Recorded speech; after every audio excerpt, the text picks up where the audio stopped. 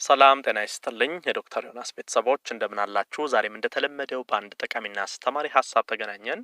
ዛሬ የደም ማነስ እንዳለባችሁ ጠቋሚ ምልክቶችን ነው የምነግራችሁ። በነገራችን ላይ በርካታ ሰዎች ከዚህ ከደም ማነስ ጋር ተያይዞ ጥያቄዎችን የምታቀርቡልኝ ያላችሁ የደም ማነስ አለብኝ፣ እንዴት ማስተካከል እችላለሁ? የደም ማነስ እንዳለብኝ እንዴት ማወቅ እችላለሁ? ከዚህ ከደም ማነስ ጋር ተያይዞ ተደጋጋሚ ጥያቄዎች አሉ። ስለዚህ ዛሬ ስለ ደም ማነስ ነው የምናየው። የደም ማነስ በምን ምክንያት ይከሰታል? የደም ማነስ ሰውነታችን ላይ እንዳለ እንዴት ማወቅ እንችላለን? የደም ማነስ ካለብንስ እንዴት አድርገን ይህን ችግር መቅረፍ እንችላለን የሚሉትን እናያለን ማለት ነው። አብራችሁን ቆዩ። ዶክተር ዮናስ ነኝ። ይሄ ቁጥር 2 ቻናሌ ነው። ሰብስክራይብ አድርጋችሁ የደወል ምልክቷንም ተጭናችሁ ቤተሰብ እንድትሆኑ ጋብዛለሁ።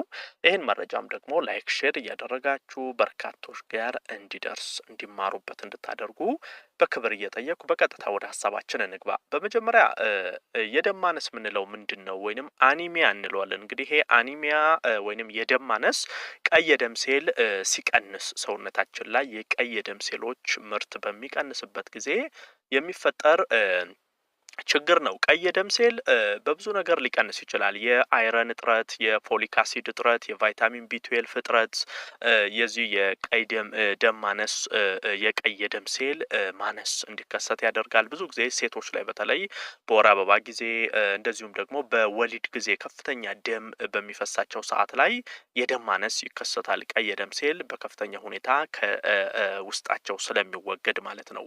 ታዲያ የደም ማነስ እንዳለብን እንዴት ማወቅ እንችላለን ወደሚለው ስንገባ የመጀመሪያው የትንፋሽ መቆራረጥ ችግር ካለባችሁ ነው። ይሄ ምንድነው? አሁን አየር ይዛችሁ መቆየትና ለመተንፈስ የምትቸገሩ ከሆነ አንደኛ አየር ይዛችሁ ስትቆዩ መቆየት የማትችሉ ከሆነ ከዛ ባለፈ መተንፈስ የሚያቅታችሁ ከሆነ አየር በጣም እያስገባችሁ ማስወጣት የሚያቅታችሁ ከሆነ በዋናነት ይሄ ችግር እንግዲህ የሚከሰተው ቀይ የደም ሴል ኦክሲጅን ይዞ ለሰውነት ማሰራጨት ሲያቅተው የሚፈጠር ችግር ነው። ይሄም የደም ማነስ ጠቋሚ ነው። ስለዚህ ከትንፋሽ ጋር የተያያዘ ችግር ካለባችሁ የትንፋሽ መቆራረጥ፣ ትንፋሽ መያዝ የምትቸገሩ ከሆነ አንደኛው የደም ማነስ ምልክት ነው። ሌላው የእጅና የእግር መቀዝቀዝ ካለባችሁ እጃችሁ፣ እግራችሁ በጣም የሚቀዘቀዝ ከሆነ ይሄ በተለይ በዋናነት ምክንያቱ ምንድነው? ከፍተኛ የአይረን እጥረት ሰውነታችሁ ላይ እንዳለ ጠቋሚ ነው። በነገራችን ላይ ቀይ የደም ሴል እንዲመረት ዋናውን ስራ የሚሰራው አይረን ነው። አይረን ሰውነት ላይ በሚቀንስበት ጊዜ ቀይ የደም ሴል ሰውነት ላይ ተያይዞ ይቀንሳል። ታዲያ የአይረን እጥረት ሰውነታችሁ ላይ ሲኖር እጃችሁ፣ እግራችሁ በከፍተኛ ሁኔታ ይቀዘቅዛል። ይሄም የደም ዝውውር ደካማ ስለሆነ ነው እንደዚህ አይነት ነገር የሚፈጠረው። በቂ የደም ዝውውር ስለማይኖር እጅ እግር አካባቢ መቀዝቀዝ፣ ይሄም ችግር ካለባችሁ ማወቅ ያስፈልጋል።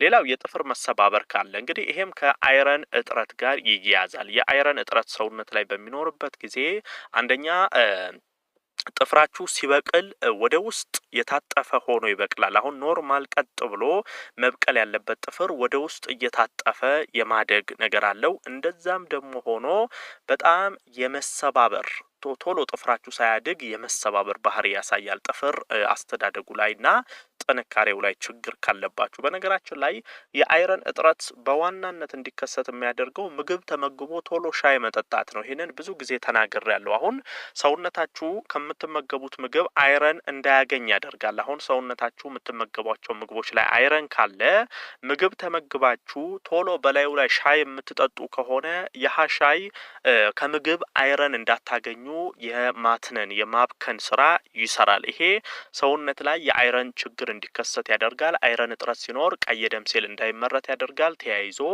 የደም ማነስ ይከሰታል። ስለዚህ ይሄንን ነገር ማወቅ መጠንቀቅ ያስፈልጋል።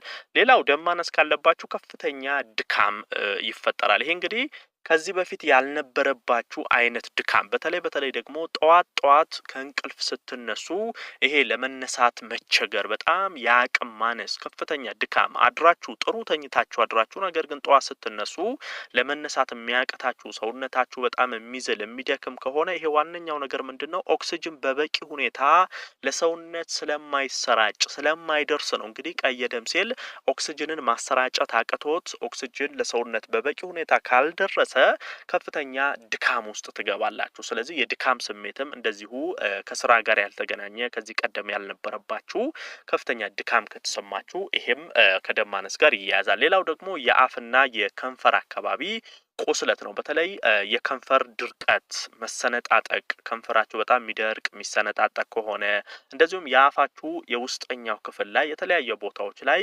ቁስለት የሚፈጠር ከሆነ የከንፈር መላላጥ ከዛም ጋር ተያይዞ መጥፎ የአፍ ጠረን የሚከሰትባችሁ ከሆነ እንግዲህ ይሄ ከከንፈር ከአፍና ከጠረን ጋር ተያይዞ ካለባችሁ ይሄም ከደም ማነስ ጋር ተያይዞ እንደዚህ አይነት ምልክትን ያሳያል። ሌላው የልብ ምት መጨመር ነው። እንግዲህ በዋናነት የኦክሲጅን እጥረት ሲፈጠር ነው እንደዚህ አይነት ችግሮች የሚፈጠረው። ደም ለማሰራጨት ልባችን ይቸገራል። በቂ ኦክሲጅን ካላገኘ ልብ በበቂ ሁኔታ ደም አያሰራጭም። ይሄ ደግሞ እጅግ በጣም የልብ ምታችሁ እንዲጨምር ትግል ስለሚያደርግ ልባችሁ ደም ለማሰራጨት ከፍተኛ የልብ ምት መጨመር ይስተዋላል። ሌላኛው ከባድ የራስ ምታት ነው። እንግዲህ ይሄ ከምን ይመነጫል? የራስ ምታት የሌላ ህመምም ጠቋሚ ምልክት ሊሆን ይችላል። አሁን ራስ ምታት ከበርካታ ህመሞች ጋር ይያያዛል። ነገር ግን በዋናነት ይሄ የደም ማነስ ጋር የሚያያዘው ራስ ምታት ዋና መነሻው ምንድነው? አንጎላችሁ በቂ ኦክሲጅን ሳያገኝ ሲቀር የሚፈጠር ነው። አሁን የአይረን ይዘት ያላቸው ምግቦችን መመገብ ለዚህ ዋነኛው መፍትሄ እንደሆነ ማወቅ አለባችሁ። ሰፕሊመንቱንም መውሰድ ትችላላችሁ። አንጎል አካባቢ በቂ ኦክሲጅን የማይደርስ ከሆነ ከፍተኛ ራስ ምታት ውስጥ ገባላችሁ። እሱም ከላይ ከነገርኳችሁ ምልክቶች ጋር ተያይዞ የምታዩ ከሆነ የደም ማነስ እንደሆነ ማወቅ አለባችሁ። ሌላው የዚህ የቆዳና ጥፍር መገርጣት በተለይ ጥፍራችሁ ከለሩ ነጭ የሚሆንባችሁ ከሆነ ጥፍር ብቻ ሳይሆን ቆዳችሁን በተመሳሳይ በጣም የመገርጣት አይነት ነጭ መሆን የመገርጣት ቆዳችሁ ወዙን የማጣት ከለሩን የማጣት አይነት ሁኔታ ውስጥ የምትገቡ ከሆነ እንግዲህ ይሄ ሰውነት በጣም ዝቅተኛ ደምና ዝቅተኛ ኦክሲጅን ስላለው የሚፈጠር ነገር ነው። ይሄን በደንብ ማወቅ አለባችሁ። ሰውነታችሁ ላይ ደማችሁ በጣም ዝቅተኛ ሲሆን፣ ኦክሲጅናችሁ ዝቅተኛ ሲሆን ጥፍራችሁ፣ ቆዳችሁ በጣም የመንጣት የመገርጣት ባህሪ ውስጥ ይገባል ማለት ነው። የመጨረሻው ምልክት ምንድነው? የጸጉርና ቆዳ ድርቀት ነው። ይሄ በተለይ የራስ ቅላችሁ በከፍተኛ ሁኔታ ይደርቃል። ጸጉራችሁ ይረግፋል፣ ይነቃቀላል፣ ይሰባበራል፣ የቆዳችሁም ከለር ይለወጣል። እነዚህ እንግዲህ ከላይ ጀምሮ ያየናቸው ምልክቶች የደም ማነስ ሰውነታችሁ ላይ ሲኖር የሚታይባችሁ ምልክቶች ናቸው። ይህን ማወቅ አለባችሁ። ታዲያ ዋናው መፍትሄ ወደ መፍትሄው ስንገባ የአይረን ይዘት ያላቸው ምግቦችን በደንብ መመገብ አለባችሁ። የአይረን እጥረትን በማስተካከል የደም ማነስን ለመከላከል አሁን አይረን ያለባቸው ምግቦች ምንድን ናቸው የሚለውን ስናይ ለምሳሌ አተር ከፍተኛ አይረን አለው።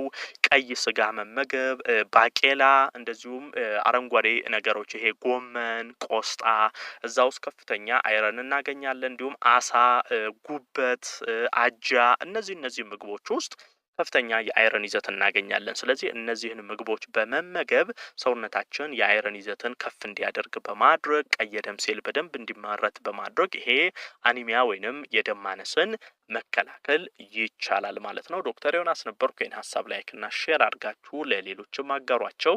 ለቤት አዲስ የሆናችሁም ቻናሌን ሰብስክራይብ በማድረግ ቤተሰብ ሁኑ። የዛሬን በዚሁ አበቃው። በቀጣይ ቀን በአዲስ ሀሳብ ዳግም የምንገናኝ ይሆናል። እስከዛው በያላችሁበት መልካም ጊዜ